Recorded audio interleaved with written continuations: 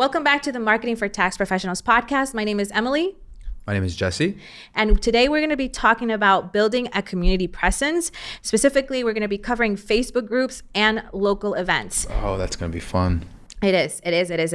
So let's go ahead and explore the benefits of community engagement, both online and offline. Why is this so important in today, 2024, going into 2025 for tax pros? It's huge, especially within, like you mentioned, Facebook groups. I think Facebook groups are an ideal way of cultivating a strong following of the things that you're trying to teach, to share, and have a lot of those people, eventually not only consume the content initially, but then, become more of paid purchasers, right? Or people who purchase some of the content. Yeah. So I think for as a whole, like big picture thinking here, communities are a way for you to actually touch bases with your prospects, right? So you have prospects and you have customers. And customers are already in your client base. They already paid, obviously. But you have prospects, people that could potentially become customers in the near future, or maybe just in the future period, right? Because sometimes prospects can take, 1 second to decide that they want to, buy from you, or it might take 3 months or a year. But the ability to touch base with them and, have conversations, get to know them, and even at a personal level, is really, really important. And in today's age, content is basically flooding the feeds of these people, right? So like they are on Instagram scrolling. So like they're not really like actually paying attention to what you have to say. So when you build a community, you have more control over the attention that these people are actually having, for you.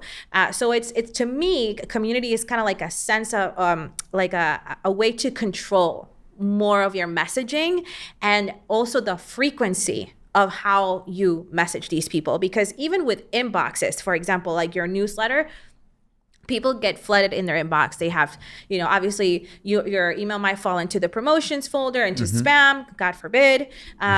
Or, but then you also have to compete with all these other brands and, not just brands that are tax pros, but you also have to compete with their Walmart promotions and whatever else they're subscribed to. A lot of distractions. There's so many distractions. So community is like a container where you can actually shield your community, your tribe from all of these distractions. And you know that the people that are inside this container are genuinely interested in what you have to say, because you provide value and you provide, a sense of, again, networking, community as well. And there is more of a likelihood that they're going to become customers at that point. So this is why I would encourage you to think about community. Now, there are some pros and cons to building a community that I do also want to establish in this conversation, because community to me, from as a marketing person, is almost like a business model. And like, in order for you to be ready to do that, you have to understand that it is kind of like a business model nowadays, right? So you have your tax pro business and all the operational stuff that comes behind that. And understand that building a community is not as easy as 1, 2, 3. Here, I post something on Instagram. Like, there has to be a lot of time. You need to involve yourself in there, not just on the content creation side, but also like you have to engage with them. So somebody joins your community, you gotta say hi to them. You gotta establish that conversation. There is a lot involved when it comes to building a community that is effective for business purposes, right?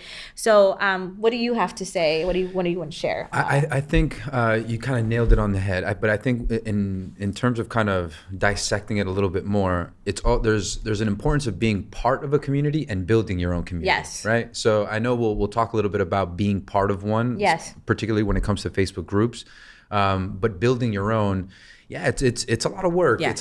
It's really challenging. But I think in the grand scheme, once you start to figure out the operational part, maybe it's not you that's doing a lot of these things. Maybe you have someone that's helping you kind of manage let's say your group, but then obviously you chime in and you come in and you share value, you share resources. Yeah.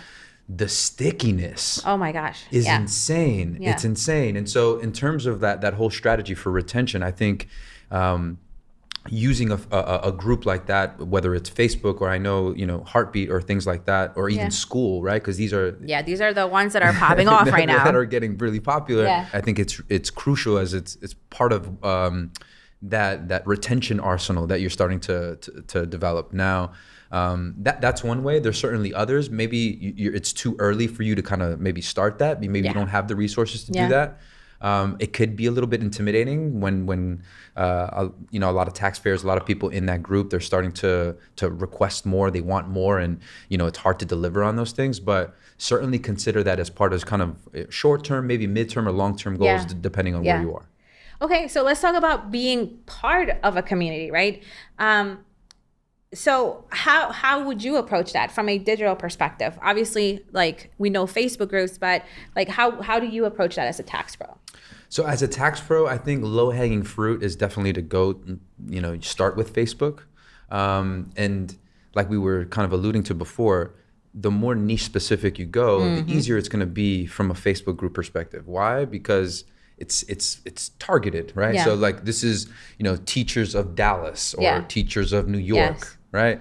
And you'd be surprised, like there are actually Facebook groups for everything that you can think of. There's tons of Facebook groups. And now kind of bringing that next point, make sure that you go through them as much as you can. There's going to be a lot of junk, right? Yeah. Within Facebook, there's going to be a lot of spam within these groups. Yeah. And so you really have to pay attention to engagement levels. You're going to see like private versus public. A lot of the public ones aren't that great, at least from my experience. There are some good ones when you're going niche specific, but for the private ones, those have some kind of questions, like moderator questions like, hey, are you going to spam? Are you going to do this? Yeah. So they're a little bit more controlled in terms of the stuff that gets included in there. Yeah. And then once you're in there, don't just think, okay, I found the right kind of private Facebook group. No, it's how often are they posting? Yeah. How often are they commenting on that particular post? Are there new members coming in? Are there new members coming in? Is it growing? Yeah. Right. So make sure that you pay attention to those. And I would say kind of start with, the top 10 Facebook groups within your niche, and then start to, experiment with joining some of these. Yeah, I had one of our clients in the marketing program. I spoke with her and I gave her an entire Facebook group strategy. One of the challenges with her was that, when I asked her, hey, so who do you actually work for? She was like, I work with everyone in my community, right? And so sometimes, obviously, we're going to push for the niche, and because that is the most effective, fastest way to get results. Yeah. But for her specifically, there's also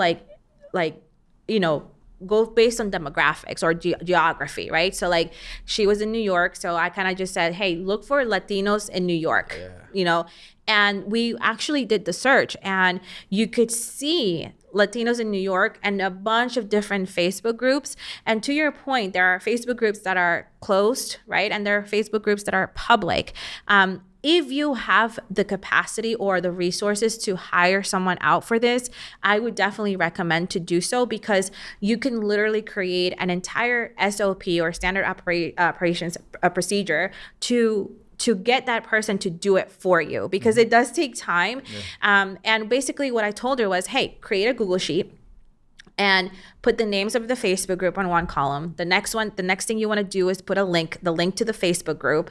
And then you want to kind of create a cadence, okay? So Monday, because some of these groups also have like these rules where like you can promote, but only on Mondays, right? So like, is there a rule for promotions? And what is that rule, right? So put it on that column. So this Facebook group is allowing us to promote only on Mondays, right?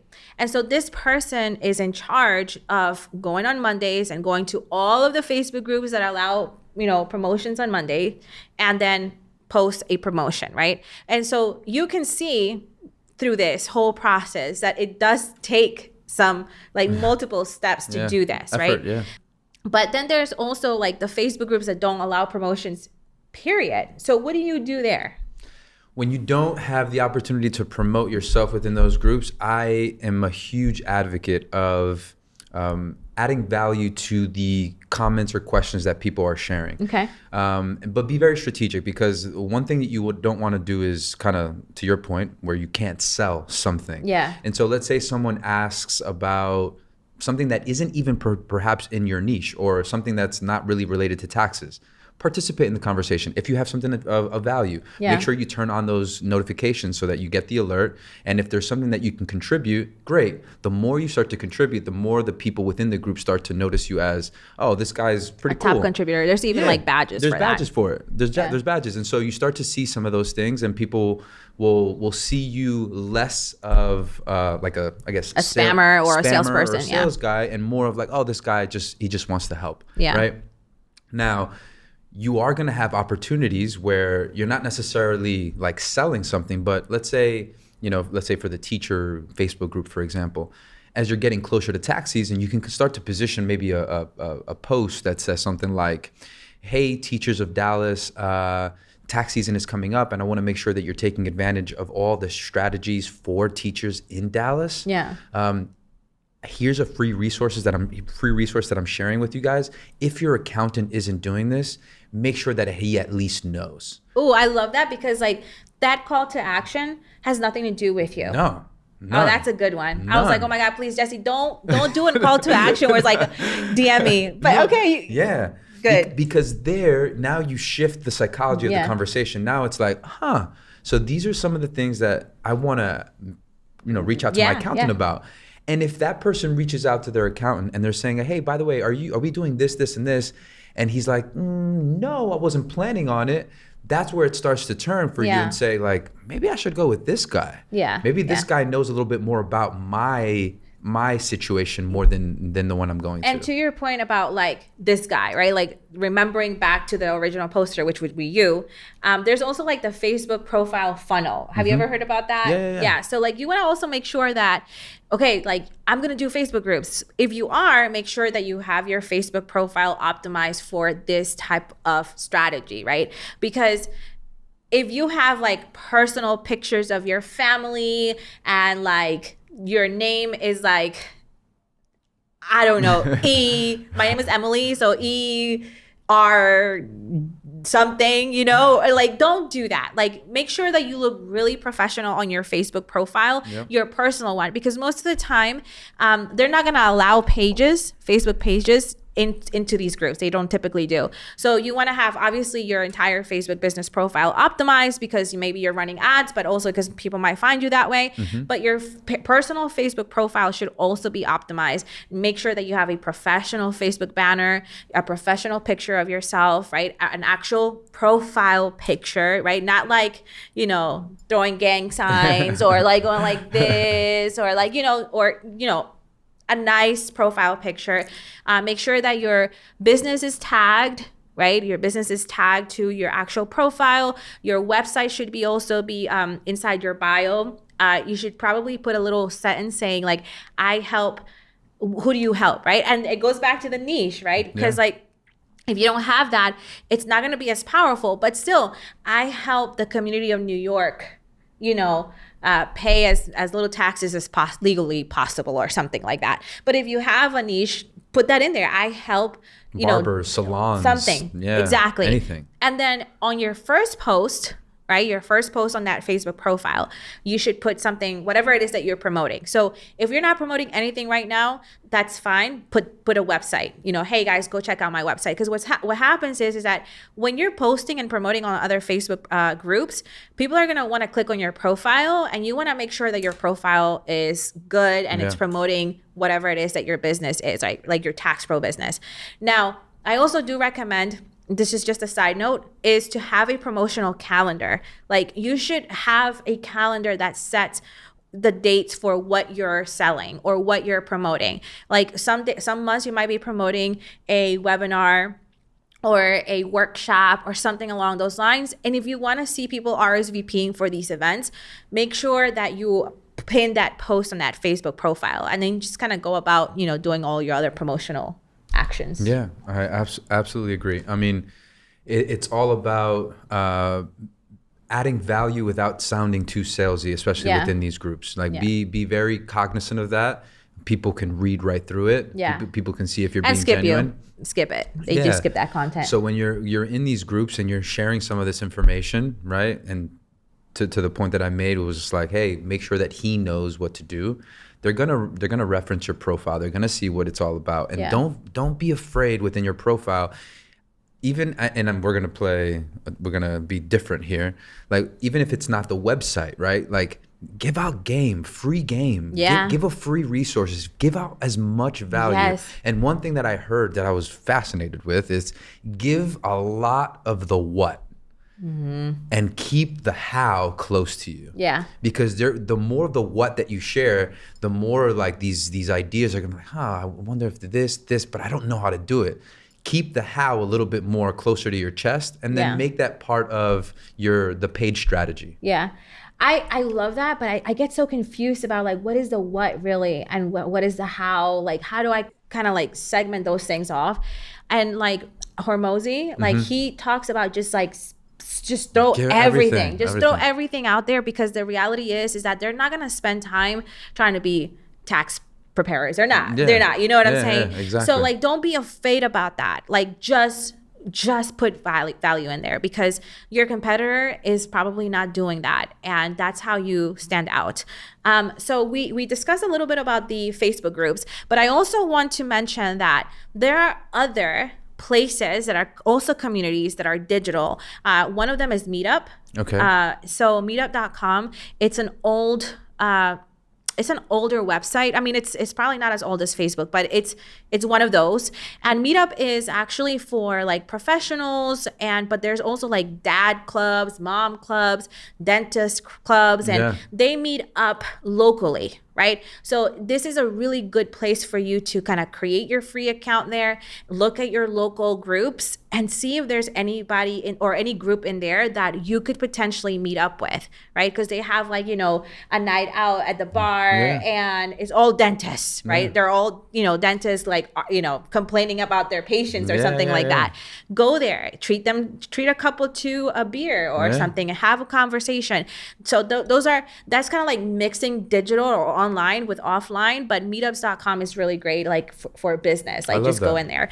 So let's go ahead and transition. I did want to just add one more piece to that. So when you do go to these like in-person meetup events, make sure that you're very prepared with something that like an elevator pitch for one, just to make sure that they know what it is that you do. And keep in mind, when you're having these conversations, the problems that they might be having as it relates to, cash flow or any financial related issues that they might be having, or tax issues that they might be having, because you're in that niche. You understand what those challenges are. You understand a problem. So even if it's like, man, I've been working with a lot of dentists, and here's a problem that they're always facing. Is that something that you're probably facing, or is that something that, or how do you go about that, right? Get into those conversations, because you might find that person or that dentist is having that kind of issue, and then you say, actually, here's what you can do for that. Right. And now you're sharing free game, right? And then I guarantee you, if you add those 2 or 3 strategies in that conversation, and you just say, hey, if you have any questions about it, if you need to learn how to do it, here's my business card, just give me a call. Like, it's building that relationship so well by adding so much value, so much free game, and just make sure that you're prepared for it. Don't go in there like not knowing.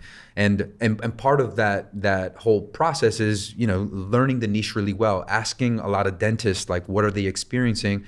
Take note of all these things, put that into your tool belt, learn about it, learn how to express it, and then I would say like one of the first nights that you go there would probably be just do your market research and just ask these questions. Like, I'm a tax pro for a dentist, but I'm here today because I really want to understand your pain points, your challenges, what is keeping you up at night today and regarding tax prep and all that other stuff, right? Money's always going to be a big thing for any business. Like, if there's a leak somewhere, you want to make sure that they can patch that hole. And so if you're able to be that solution for those people, I mean, it's great. It's great. So let's go ahead and kind of transition into some offline strategies. What are some offline strategies that you recommend? Offline in terms of? For community events and things like that. So like maybe like sponsoring or participating in local community events? Like, what are some of the ones that you can like list off from the top of your mind? Yeah, I think the important ones, if you're focused within your community, obviously, like, local chambers of commerce, like PTAs, things like that, with like, helping kids with maybe literacy or financial literacy, or your church, right? Like this is your community. You want to at least be the one figure in there where they're saying like, hey, you got to go to this guy, you got to go to Jesse because he knows this. You're gonna find a lot of value with that. A lot of people that start to become ambassadors for you. My church has like a business directory, like an entrepreneur directory. Wow. So like, maybe look at churches and see like if they have, business directories too. The Chamber of Commerce is a really good one, but also keep in mind that you might have to pay a fee to be part of it as well. Some of them are going to be paid, some of them are not. But you gave really good pointers in terms of like how to prepare for these offline events with the meetups and stuff like that. What other tips could you provide specifically for maybe like sponsorships? Like, how do you sponsor an event? How would you start that? I think to start would be good to kind of collaborate with some of the local businesses in your area. I think that. Ooh, that's amazing. Yeah, that would be really fun, because you can essentially leverage your own lists, right? Like, if I work with salons and, I'm doing tax prep for people in salons, and they then get a kickback, or they get some sort of reward on our side, like just leveraging both, I think is pretty cool. It reminds me, like this summer in my neighborhood, there's like a strip of small businesses in my neighborhood, and like they all came together, and every third Friday of the month they do like, they close off the block and they have like a block party. That's cool. And then they like, all the families come together, but like really it's like a you're promoting the business. That's how you would start the sponsorships. Like I think those are two really great ideas. Yeah. And you get your name out there, you become that like I said, that person within the community that people like, if they go to the pizza shop and then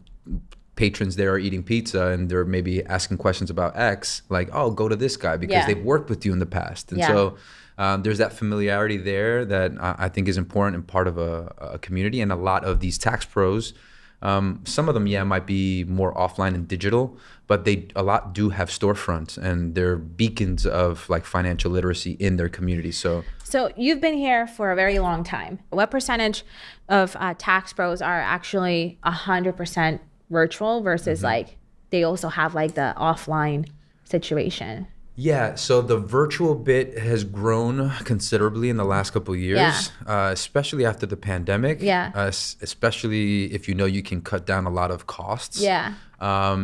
But there's something about being able to see your customer face to face, whether it's not like a Zoom call or something like that, but face to face. There's something, I don't know, there's something humane about it. There's something really beautiful about it. Where you start to build relationships beyond just kind of the business part with a lot of these customers. And before, you would see that relationship be very, very sticky, like we kind of mentioned before. It's more of like, oh, I know that person's kids, or I know the tax pro's daughter, she went to this college, or that kind of thing, where now you're not really considering another option for tax prep when the time comes.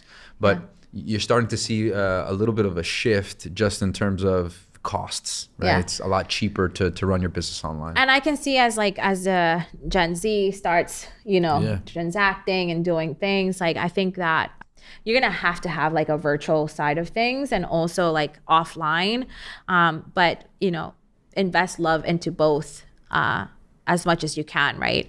Yeah, and you also have to consider the kind of audience that you're currently attracting or work with. Right, because a lot of let's say the older clients, they prefer that relationship, that personal relationship.